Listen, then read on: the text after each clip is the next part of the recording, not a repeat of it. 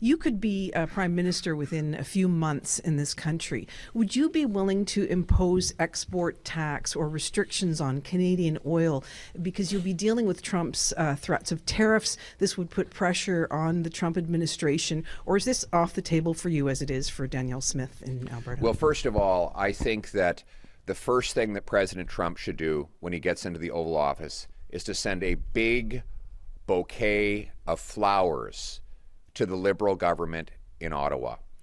By blocking pipelines and LNG plants in Canada, the Liberals have forced Canadians to sell almost all of our energy to the United States, giving President Trump massive leverage in making these tariff threats.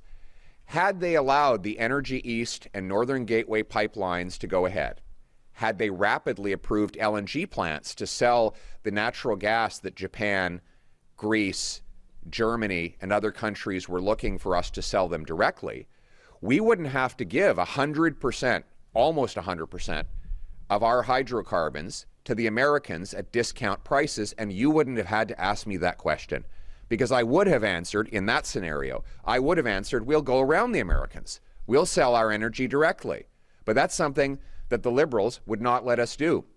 Freeland supported killing the Energy East pipeline, which would have moved 1 million barrels of Western oil to the St. John refinery and off to Europe, by the way, which would have helped defund Putin.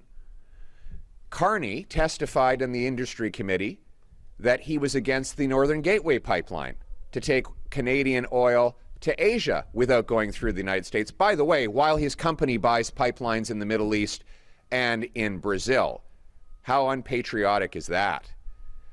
So, frankly, the Liberals have got us in this mess by making us beholden to the Americans and giving them, the Americans, our energy at massive price discounts, selling our oil for $15 typically below the market rate, and selling them natural gas for $4 per million metric British thermal units when they're going for $13 in Europe. That is economic sadomasochism, and I will put an end to it. When I'm Prime Minister, we will repeal the anti-energy law C-69. We will rapidly approve LNG plants and any other private sector unsubsidized investments to expand our ability to sell our energy without going through the Americans. And I will unite our people. We see right now that not only have the Liberals weakened our economy, now they're resorting to dividing our people. Divide and conquer. Right when the president is threatening us